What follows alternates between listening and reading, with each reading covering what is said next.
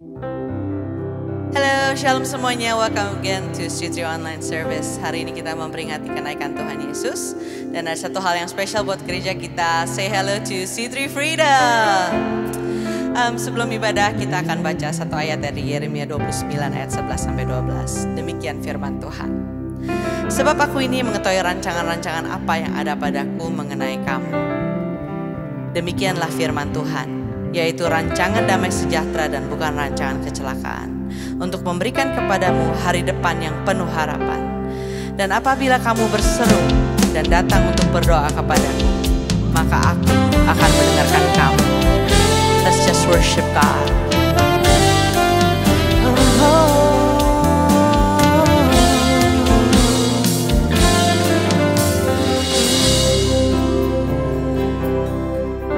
There is nothing like the presence of the Lord.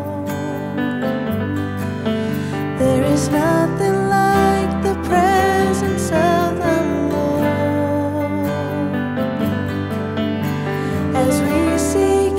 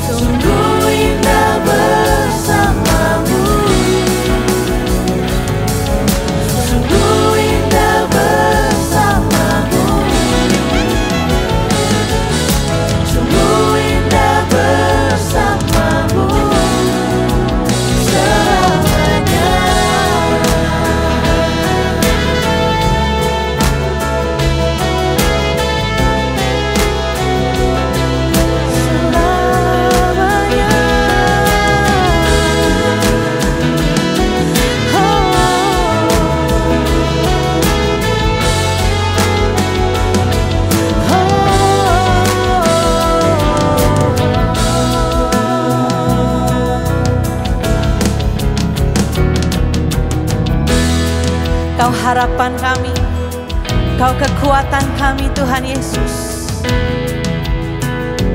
Let's sing this. Harapanku di dalam-Mu, hanya Kau Yesus kuatku. Ku percaya, ku aman dalam-Mu. Kau harapanku di dalam-Mu, hanya Kau Yesus kuatku. Ku percaya, ku aman dalam-Mu.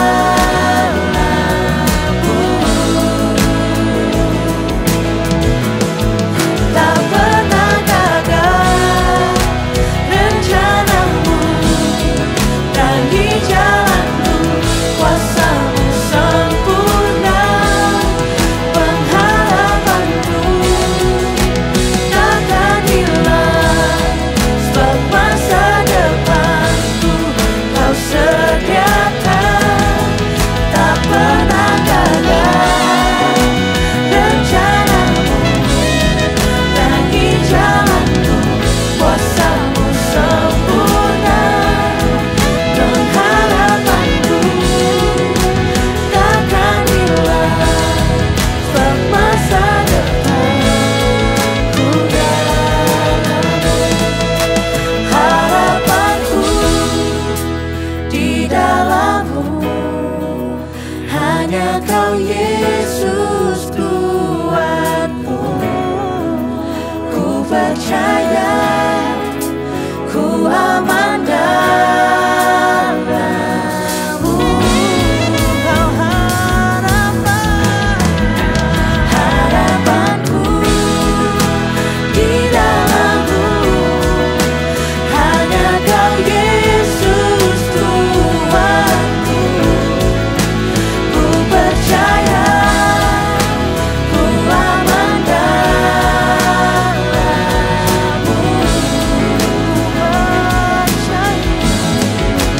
Ku percaya, ku aman dalam-Mu.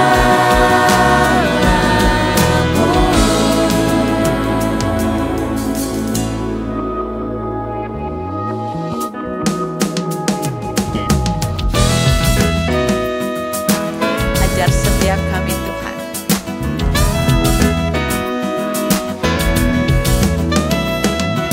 Ajarku berdiam dekat di hati-Mu, di saat ku berpaling temukan cinta-Mu. Di sana Kau menanti untuk bawaku lagi bersekutu dalam damai yang sejati. Oh, ku damba hadimu. Oh, inilah rinduku. Hidupku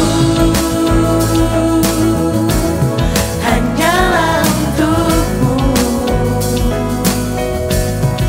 Segenap hatiku kagum akan kebaikan-Mu. Dan nafasku menceritakan kasih-Mu. Ajarku berdiam dekat di hati-Mu.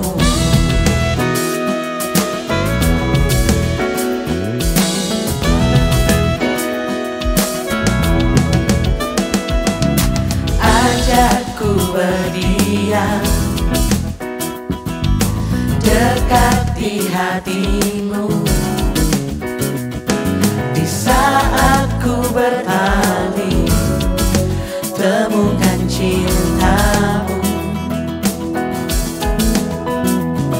Di sana kau menanti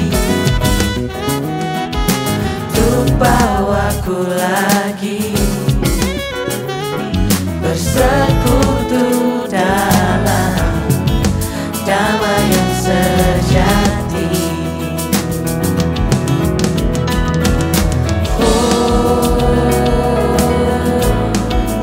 Ku damba hadirmu.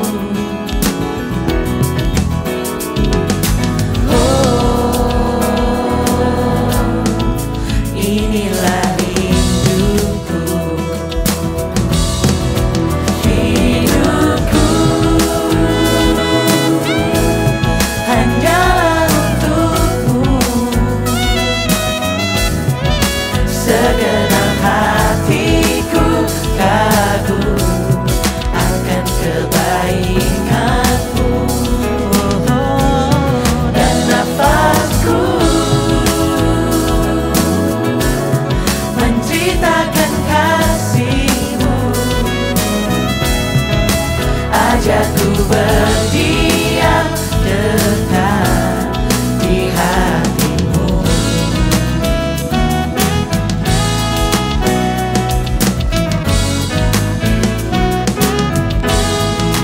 Hidupku hanyalah untukmu. Segenap hatiku kagum akan kebaikanmu, dan nafasku menceritakan kasihmu. Ajakku berdiam dekat di hatimu. Ajakku berdiam dekat di hatimu. Ajakku berdiam dekat di hatimu.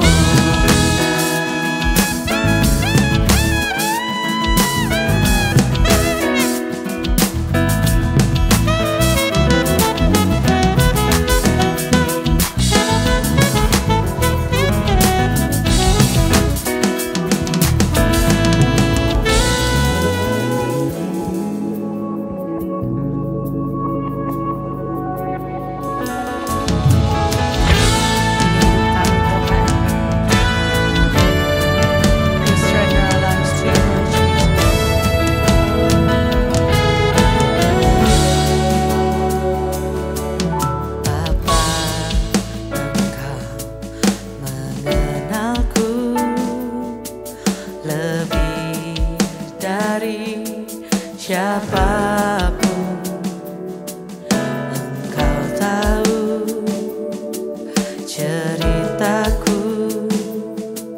dan isi hatiku. Tak peduli masa lalu, engkau tetap memilikiku.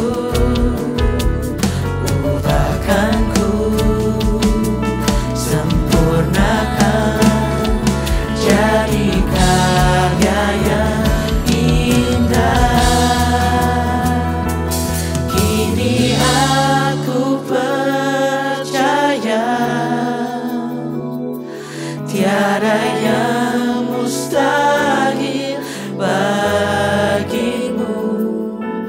Kuasamu kuatkanku, dasarku berharap.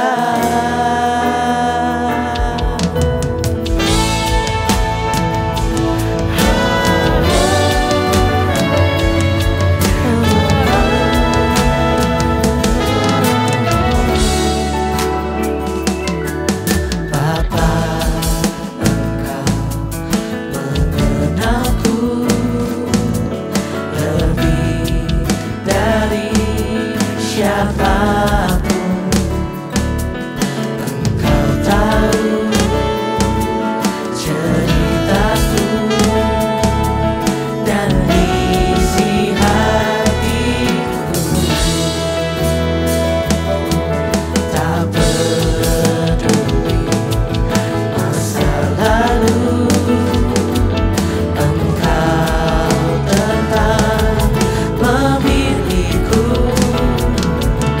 Ubahkanku, sempurnakan, jadi karya yang indah.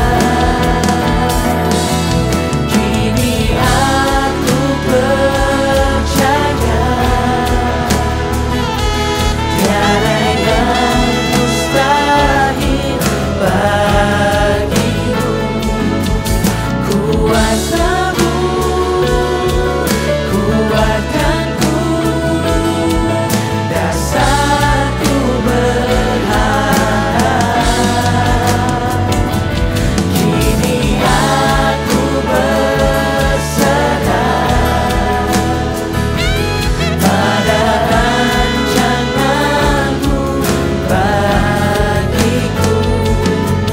Ku ikuti panggilanmu, ku kan setia sampai akhir hidupku.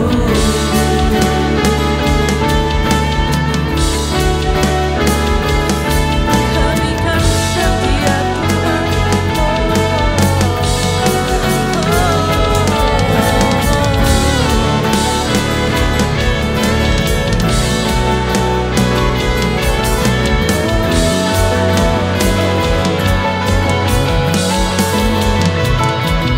Kini aku percaya tiada yang mustahil bagimu. Kuasamu kuatkanku, dasarku berharap. Kini aku berserah pada rancanganmu bagiku. Ku ikuti panggilanmu, ku kan setia sampai akhir hidupku. Ku ikuti panggilanmu, ku kan setia sampai akhir hidupku.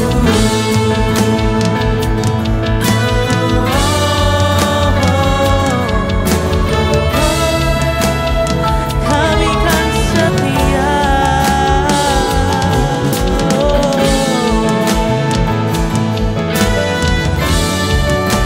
Terima kasih buat kuasamu di dalam hidup kami. Terima kasih.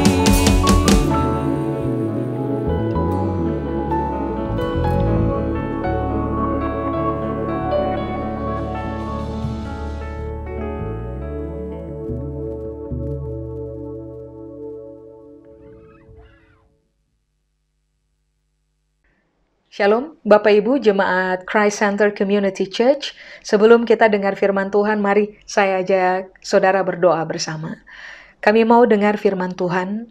Kami butuh pertolongan dari Tuhan supaya kami mudah memahami firman Tuhan.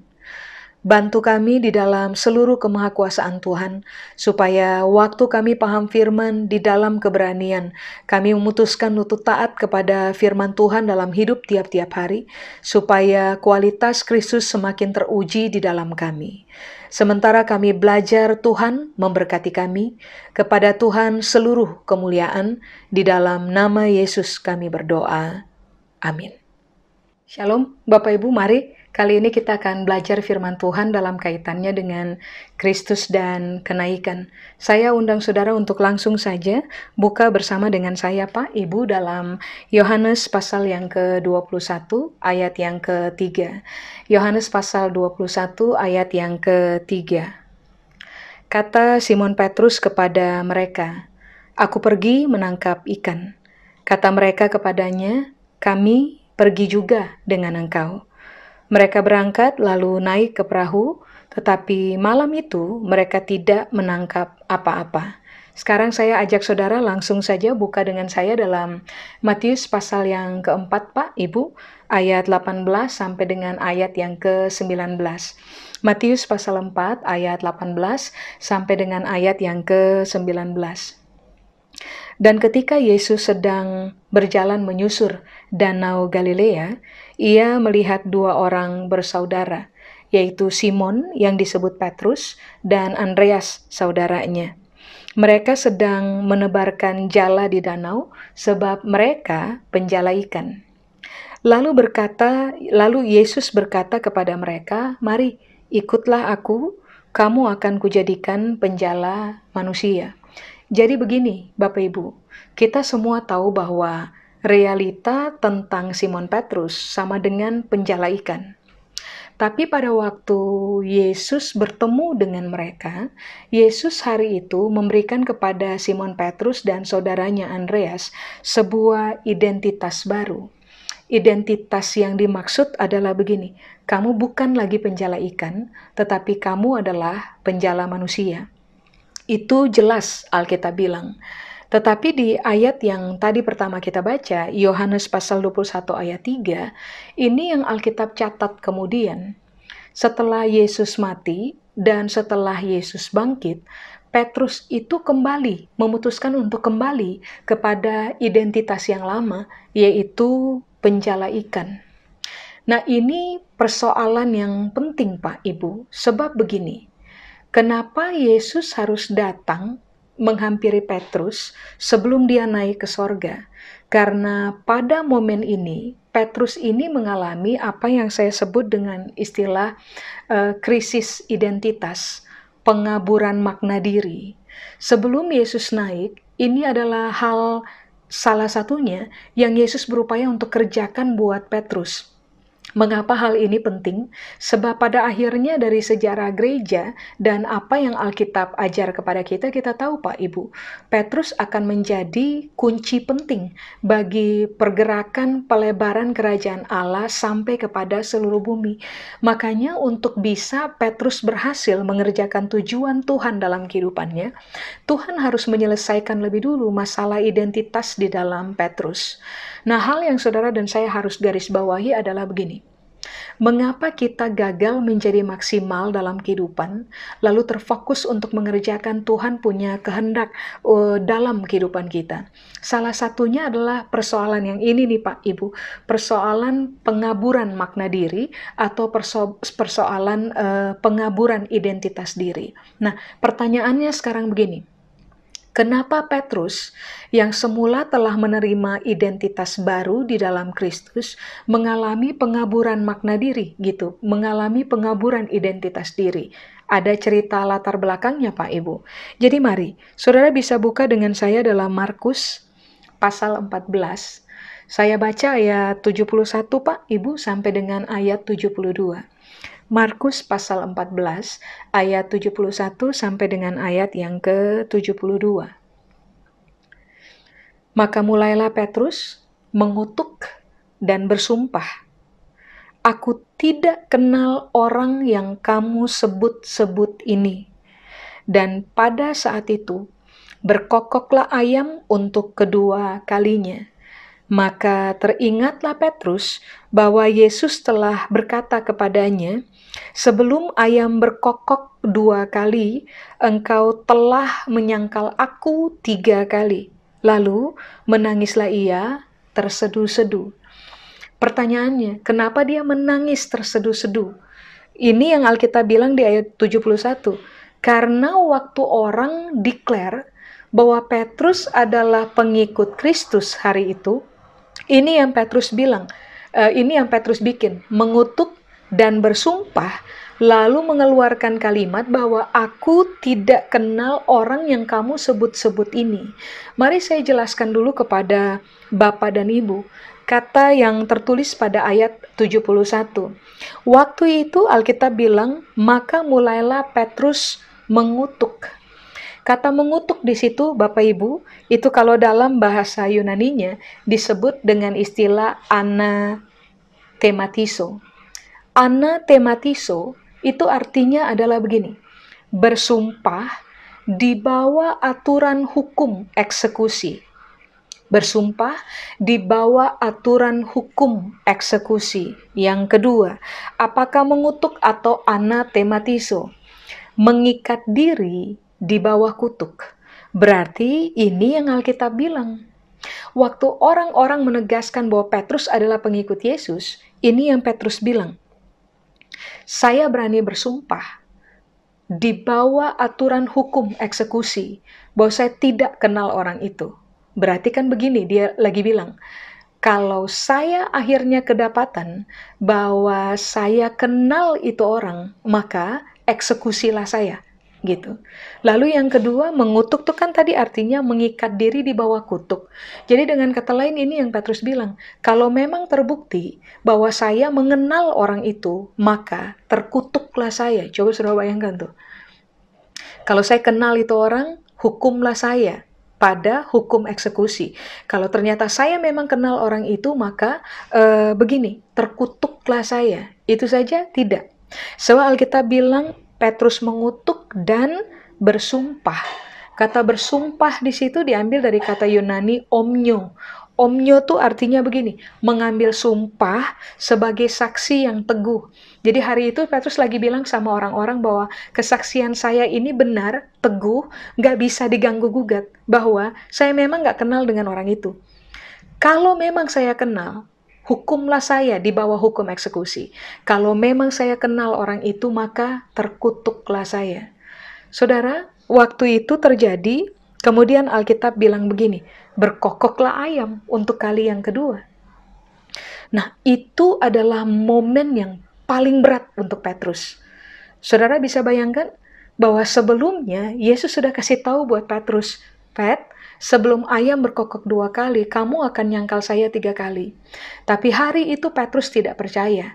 Tapi pada akhirnya kita tahu, apa yang Yesus bilang ternyata kejadian.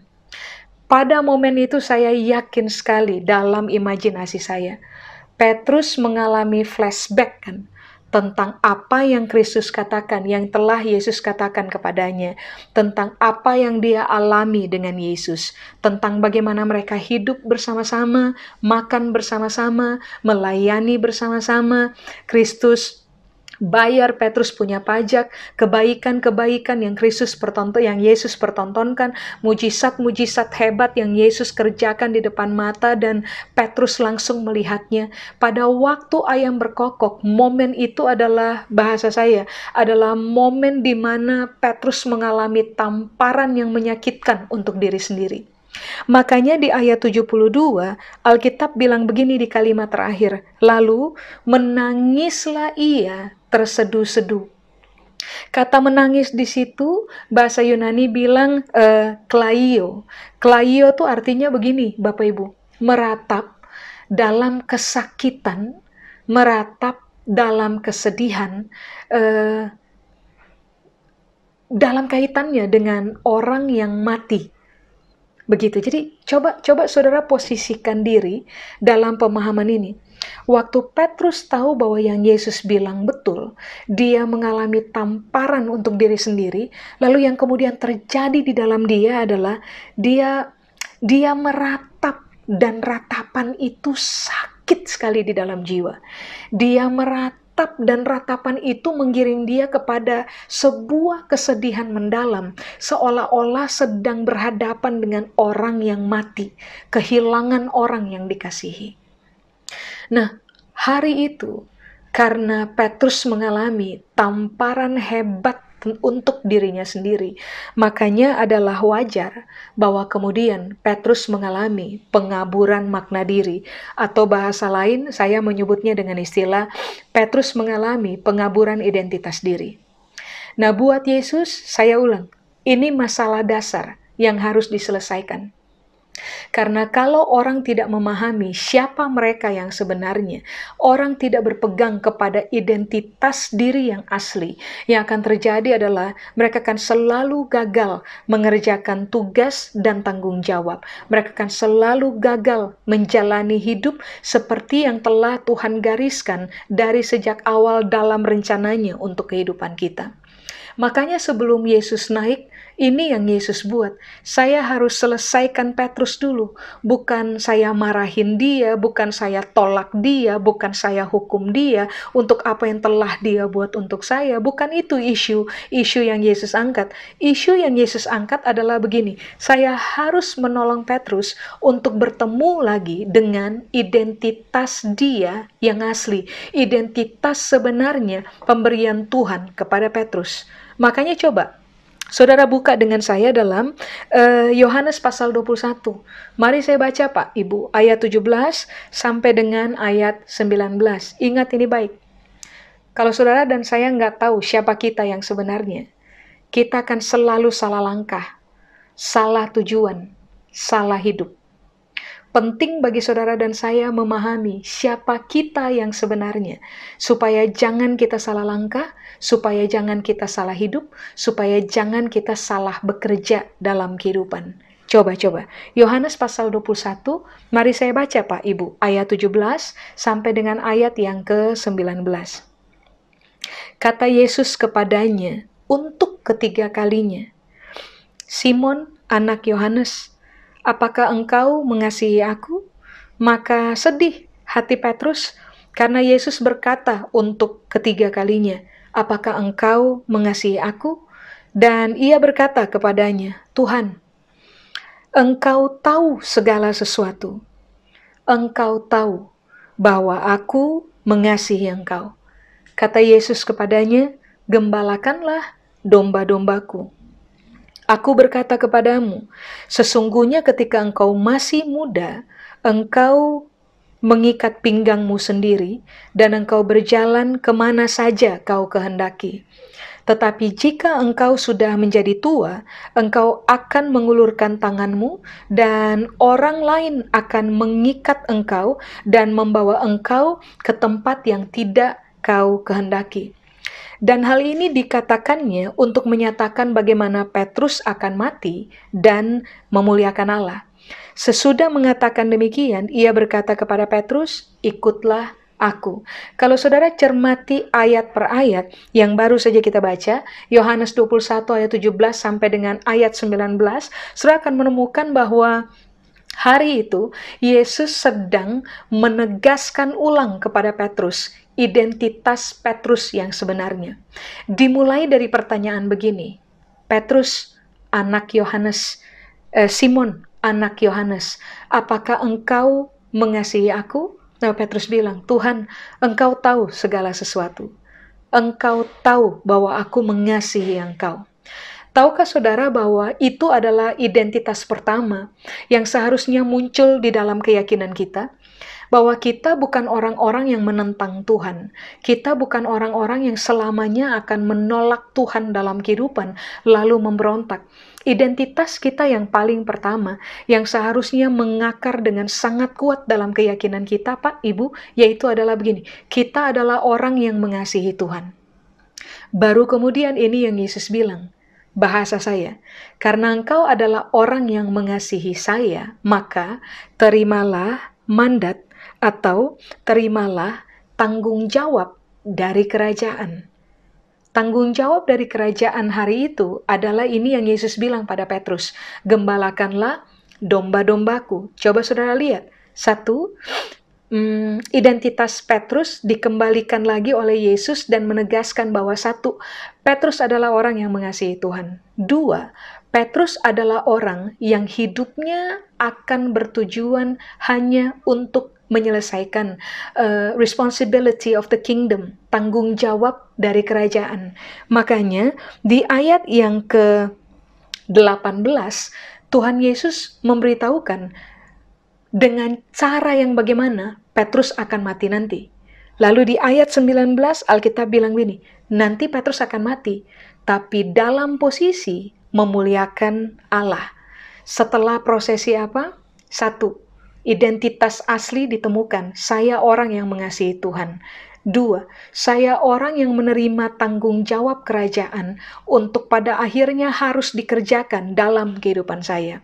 Baru di ayat 19, setelah dua hal itu ditanamkan oleh Yesus kepada Petrus, statement ketiga atau identitas ketiga yang Yesus tanamkan untuk Petrus adalah kalimat ini, ikutlah aku. Petrus akhirnya akan dikenal sebagai pengikut Kristus, a Christian, orang Kristen yang sebenarnya, yang mengikuti Kristus punya teladan, yang menghidupi Kristus punya pengajaran.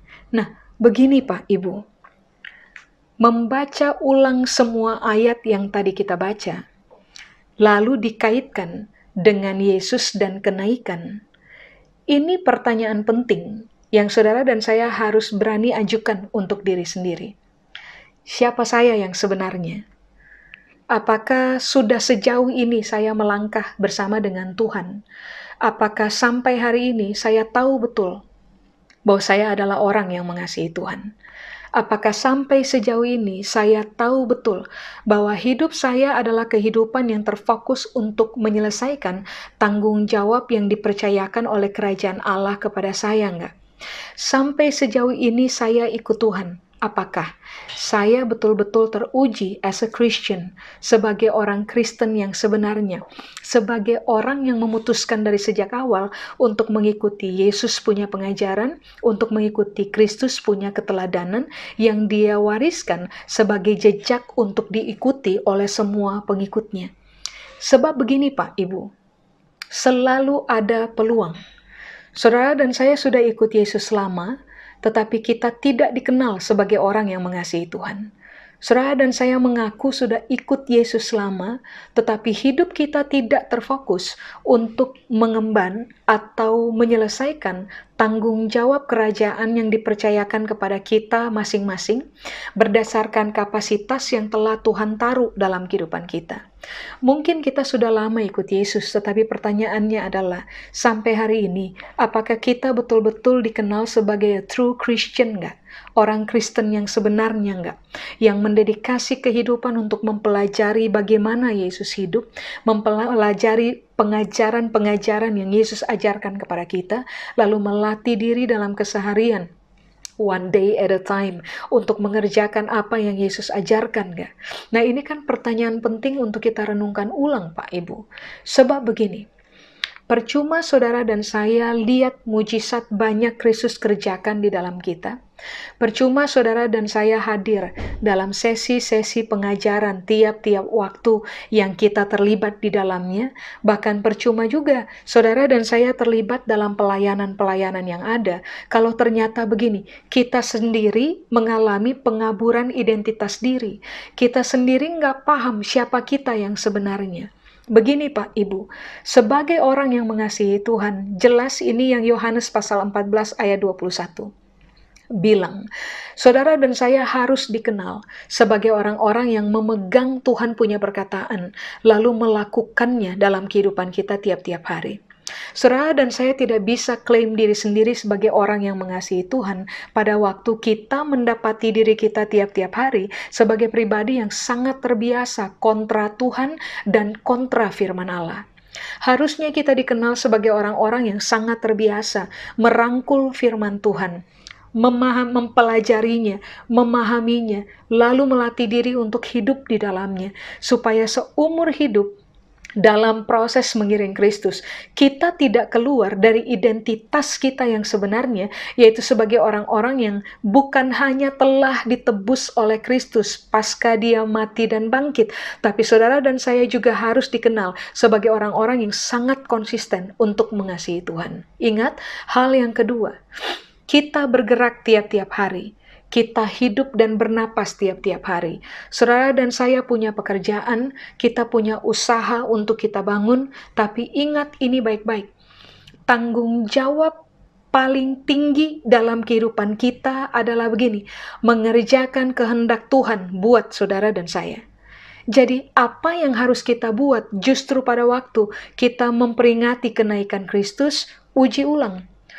Apakah semua hal yang sekarang ini sedang kita kerjakan adalah merupakan mandat dari kerajaan untuk kita enggak?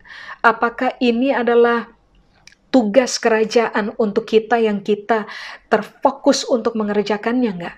Dalam hidup tiap hari, melalui pekerjaan kita, melalui usaha yang kita bangun, apakah kita sedang mengerjakan Tuhan punya tujuan, perintah untuk mengemban tanggung jawab kerajaan enggak? Nah, itu yang perlu kita pertanyakan. Yang ketiga, saya adalah a true Christian enggak? Atau jangan-jangan saya cuma dikenal sebagai orang yang beragama Kristen, tapi kelakuan sangat jauh dari keteladanan Kristus. Nah, mari saya mendorong Bapak dan Ibu di dalam bagian merayakan kenaikan Kristus kali ini, mari kita cek ulang, identitas saya sudah betul belum? Kalau identitas saya betul, maka saya akan siap kepada langkah berikutnya. Nah, langkah berikutnya, ini yang Alkitab bilang kepada kita. Sebelum Yesus naik, ini yang terjadi. Dia memberi tujuan.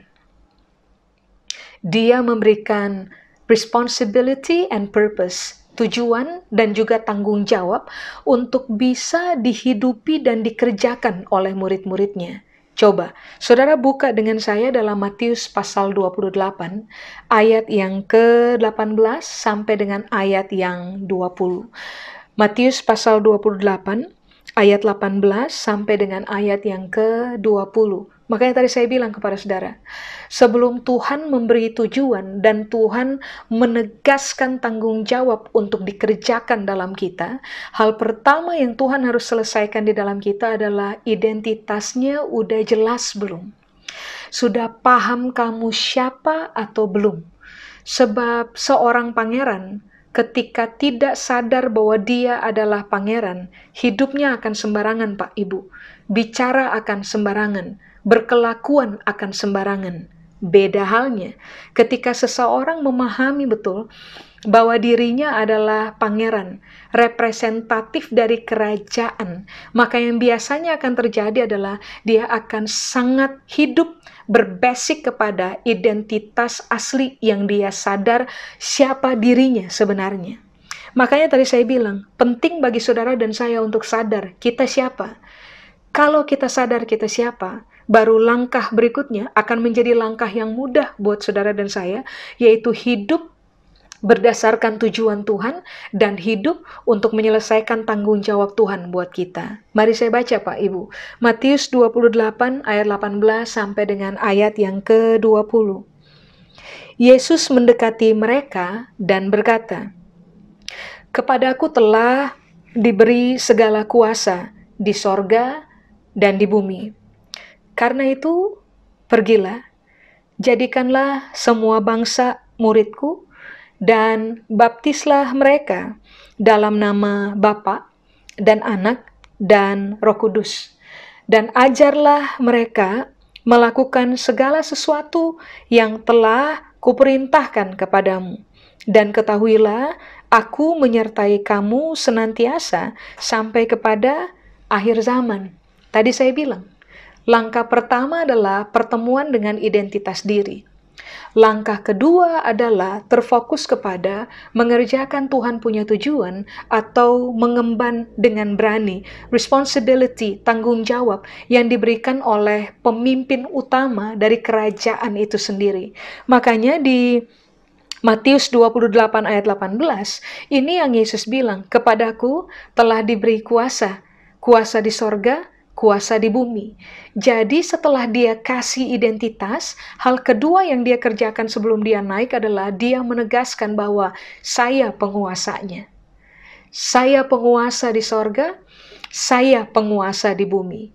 Saya pemenang, tidak ada nama lain yang melebihi saya punya nama. Saya punya nama adalah nama di atas segala nama. Nama yang disegani di sorga, di bumi, dan di bawah bumi. Mengapa? Karena dia adalah penguasa tunggal, penguasa paling tinggi di sorga dan di bumi. Nah, penguasa ini nih Pak, Ibu, pada akhirnya memberikan mandat, memberikan sebuah tujuan, memberikan tanggung jawab kerajaan untuk bisa dikerjakan oleh semua pengikutnya yang telah mengalami pemulihan identitas diri? Apakah tanggung jawab yang diberikan oleh Panglima tertinggi, penguasa sorga dan bumi? Ini yang Alkitab bilang, 1, pergi. Saudara dan saya harus ada pada posisi ini, Pak, Ibu. Kita nggak boleh cuma tinggal di dalam.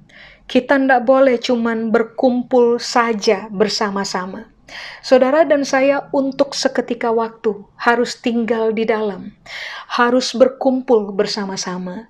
Harus belajar bersama-sama. Semua hakikat kebenaran melalui pengajaran firman Tuhan.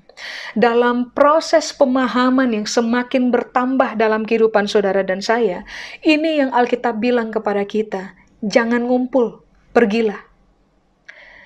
Kemana Tuhan mengutus saudara dan saya pergi, pergilah Pak Ibu. Bertemu dengan siapa aja dalam kehidupan kita, pergilah. Jangan mengurung diri di dalam kamar, pergilah. Kepada siapa saja Tuhan utus kita untuk kita temui, pergilah, temuilah. Lalu kalimat berikutnya, perintah atau tanggung jawab berikutnya, ini yang Tuhan bilang, pergilah kepada semua bangsa. Semua bangsa di situ tidak bisa dikaitkan dengan kata semua negara, Pak Ibu. So, kata bangsa di situ, kata asli yang dipakai adalah etnos. Etnos itu artinya adalah kelompok suku bangsa. Nah, kita tinggal di Indonesia. Di Indonesia kita punya banyak sekali kelompok suku bangsa. Coba saudara buka mata dan lihat ke arah mana mata kita memandang. Kita sedang bertemu dengan kelompok suku bangsa. Kita ketemu dengan kelompok suku bangsa suku Jawa, suku Minahasa, suku Minangkabau, suku Batak, suku Sunda, suku Maluku, Ambon, suku dari Nusa Tenggara Timur. Kita bertemu dengan banyak sekali suku. Papua, kita ketemu dengan banyak sekali suku. Nah, ini yang Alkitab bilang. 1, setelah saudara dan saya mengalami pemulihan identitas diri, kita paham siapa kita yang sebenarnya, orang yang mencintai Tuhan. Orang yang hidup untuk mengerjakan mandat kerajaan, mengerjakan tanggung jawab dan tujuan kerajaan, seorang pengikut Kristus. Orang yang dedikasi hidup adalah mengikuti keteladanan yang Yesus telah tinggalkan sebagai jejak kaki untuk diikuti. Kita perlu memahami bahwa kita harus pergi kepada kelompok suku bangsa manapun yang Tuhan percayakan kepada kita, yang kita hadapi hari ini tiap-tiap hari. Waktu saudara dan saya berhadapan dengan kelompok suku bangsa manapun, ingatlah ini dengan baik. Saudara dan saya disertai oleh Tuhan. Dari hari ini sampai kepada kesudahan zaman, sampai kepada akhir zaman. Saudara dan saya diberi oleh Tuhan kuasa, supaya pada akhirnya waktu kita bertemu dengan semua kelompok suku bangsa yang ada, pada akhirnya saudara dan saya bisa mengajar mereka melakukan segala sesuatu yang sudah Tuhan perintahkan untuk kita lakukan terlebih dahulu. Berarti kan begini, untuk bisa menjadi seorang pengajar, yang adalah mandat utama dari amanat agung itu sendiri. Untuk bisa menjadi seorang pengajar, saudara dan saya harus memberi diri menjadi seorang murid. Pribadi yang terfokus untuk belajar pengajaran firman Tuhan.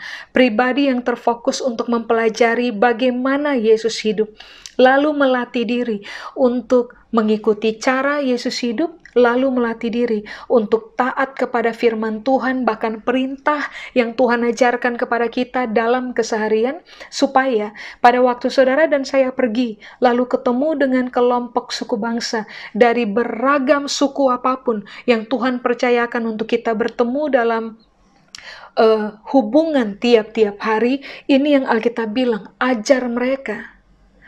Ajar mereka tentang kualitas Kristus, ajar mereka tentang perintah Kristus, ajar mereka tentang bagaimana Yesus hidup, ajar mereka tentang prinsip yang Yesus punya, nilai yang Yesus punya, kebenaran yang Kristus punya. Ajar mereka. Mengajar pakai teori saja? Tidak. Saudara dan saya harus mengajar orang lain dengan cara mempertontonkan bagaimana kita hidup. Itulah essence dari pemuridan.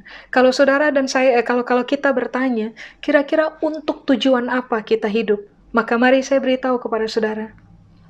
Tujuan utama kita hidup hari ini sebagai orang yang mengasihi Tuhan, sebagai orang yang menerima mandat kerajaan, sebagai pengikut Kristus adalah saudara dan saya harus memuridkan seluruh kelompok suku bangsa yang Tuhan percayakan kepada kita. Dengan cara belajarlah menjadi orang yang betul-betul serius dengan seluruh pengajaran firman Allah, memahaminya, latih diri menghidupinya, supaya kemudian ketika Tuhan mempercayakan kita bertemu dengan kelompok suku bangsa mana saja, saudara dan saya bisa naik kepada level berikutnya, yaitu menjadi pengajar untuk orang lain. Amin. Saya garis bawahi Pak, Ibu. Kita bukan hanya harus dikenal sebagai pengajar cuman kata-kata, orang yang mengajarkan teori semata. Apa yang Yesus ajarkan adalah begini, ajarkan mereka segala sesuatu yang telah kuperintahkan kepadamu. Berarti ini yang Yesus tuntut dari kita sebelum dia naik. Saya mau kamu belajar firman Allah, saya mau kamu ikuti apa yang telah saya perintahkan. Dalam kondisi kehidupan seperti itu, saya mau kamu mengajarkan kepada kelompok suku bangsa yang lain tentang kebenaran firman Allah melalui kata-kata dan kebenaran firman Allah melalui kelakuan. Sehingga waktu orang dengar berita kita, berita baik dari kerajaan Allah, bahwa mereka ketika percaya kepada Kristus, pelanggaran mereka diampuni totally. Tuhan akan bawa masuk mereka kepada kehidupan yang kekal. Selama mereka berani mempercayai Kristus dan karya kematian, bahkan karya kebangkitannya. Saudara dan saya tidak bisa cuman mengajar teori. Orang butuh tindakan nyata, Bapak Ibu. Mari sama-sama menjadi orang-orang yang setelah kita mengalami pemulihan identitas diri, meyakini siapa kita yang sebenarnya, mari mainkan langkah yang kedua. Jadilah orang-orang yang mengerjakan tanggung jawab kerajaan. Muridkan sebanyak mungkin orang. Hiduplah begitu rupa. Jangan cuman cerdas, diolah otak saja Pak, Ibu. Saudara dan saya harus dikenal sebagai orang yang cerdas hidup. Hiduplah begitu rupa, sehingga pada akhirnya orang bisa melihat bahwa kebangkitan kematian Kristus, kebangkitan Kristus itu berfungsi hebat di dalam kehidupan kita. Mampu mengubahkan kehidupan kita dari yang bukan siapa-siapa, terbatas dalam kualitas, sangat tidak teruji dalam kualitas diri, menjadi orang yang akhirnya bertemu dengan identitas diri dan menjadi orang yang sangat teruji dalam kualitas diri. Ini mandat kerajaan untuk saudara dan saya kerjakan sejak Yesus naik sampai nanti dia akan turun, dia akan datang lagi untuk kali kedua. Saudara dan saya harus dikenal sebagai orang-orang yang memiliki identitas diri yang pasti tidak bisa disangkal oleh kita atau oleh orang lain, dan kita pun harus terfokus untuk mengerjakan mandat kerajaan Allah, muridkan banyak kelompok suku bangsa. Saya garis bawahi Pak Ibu, putuskan untuk menjadi orang-orang yang sangat mahir mengajarkan apa yang kita hidupi dan menghidupi apa yang kita ajar Pak Ibu, supaya pada akhirnya Kristus di dalam kita dihormati oleh banyak orang. Kiranya banyak kelompok suku bangsa bertemu dengan Kristus di dalam kita, supaya pada akhirnya kerajaan Allah diperkaya dengan semakin banyak manusia berkualitas karena telah melampaui atau sedang berada dalam sebuah proses memuridkan dan proses dimuridkan oleh Tuhan sendiri dan oleh orang-orang yang matang dewasa yang memberi diri mereka untuk memuridkan kita sampai kualitas Kristus teruji di dalam kita. Mari dalam prosesi mengingat kembali bahwa Yesus naik, ingat dengan baik, dia akan turun. Waktu dia turun, pertanyakan dua hal. Kalau nanti dia turun, pertanyakan dua hal ini. untuk diri sendiri. Kalau nanti Yesus datang untuk kali yang kedua, apakah saya masih tetap meyakini identitas diri saya? Yang kedua, kalau nanti Yesus datang untuk kali yang kedua, apakah saya akan dikenal sebagai orang yang telah mendedikasikan totalitas kehidupan untuk mengerjakan amanat agung? Saudara bisa memuridkan orang di rumah, saudara bisa memuridkan orang di tempat usaha, saudara bisa memuridkan orang di tempat saudara bekerja, saudara bisa memuridkan orang di sekolah, saudara bisa memuridkan orang di kampus, saudara bisa memuridkan orang di marketplace, di mana saja selama saudara dan saya bertemu dengan kelompok suku bangsa. Mari dalam proses mengingat bahwa Yesus naik dan dia akan kembali, mari berlomba-lomba terfokus supaya pada akhirnya amanat agung dapat terselesaikan oleh kita. Amin. Saya selesai, Bapak Ibu. Mari kita berdoa. Terima kasih karena Yesus tidak mati selama-lamanya. Terima kasih Yesus cuma mati 3 hari. Lalu Yesus bangkit. Terima kasih sebelum Yesus naik, Yesus memulihkan apa yang harus dipulihkan untuk sebuah tujuan besar dari kerajaan ke depan, yaitu sedapat mungkin semua orang terselamatkan karena ada berita baik, kabar baik yang disebarkan oleh orang-orang yang mengasihi Tuhan, yang takut kepada Tuhan, pengikut-pengikut Kristus yang terfokus kepada mandat dari kerajaan. Tuhan Yesus, pada hari kami mengingat Yesus naik. Kiranya pada hari yang sama ini, kami juga mengingatkan diri bahwa Yesus akan turun. Kiranya kami tetap dikenal sebagai orang yang mengasihi Tuhan sampai akhir. Kiranya kami tetap dikenal sebagai orang yang mengemban tanggung jawab kerajaan sampai akhir. Kiranya kami tetap dikenal sebagai pengikut Kristus dalam kehidupan sampai akhir. Kiranya kami tetap dikenal sebagai orang-orang yang pergi untuk memberitakan kabar baik. Kiranya kami tetap dikenal sebagai orang-orang yang berani berinteraksi dengan kelompok suku bangsa mana saja demi kepentingan supaya mandat kerajaan Allah dapat kami selesaikan sebelum Yesus datang untuk kali yang kedua.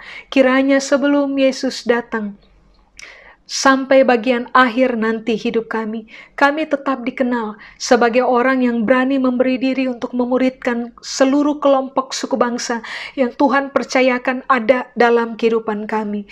Kiranya kami berpindah dari level hanya menjadi murid kepada juga menjadi seorang pengajar, supaya pada akhirnya banyak orang bertemu dengan Kristus yang nyata di dalam kami, karena mereka bukan hanya sekedar mendengarkan pengajaran kami, tapi mereka melihat bahwa hidup kami bersejalan dengan apa yang kami ajar. Kami berdoa biarlah sampai akhir hidup kami tetap dikenal sebagai murid Kristus yang sejati, yang berhasil memuridkan bangsa-bangsa yang Tuhan percayakan kepada kami. Kami berdoa kiranya kami semua dikenal sebagai orang-orang yang finishing well dalam kehidupan. Berkat-Mu menyertai kami turun-temurun. Kuasa-Mu kiranya nyata bekerja di dalam kami sampai akhir hidup kami. Kepada Tuhan seluruh kemuliaan. Di dalam nama Yesus kami berdoa. Amin. Tuhan Yesus memberkati Bapak Ibu. Sampai bertemu pada pengajaran berikutnya.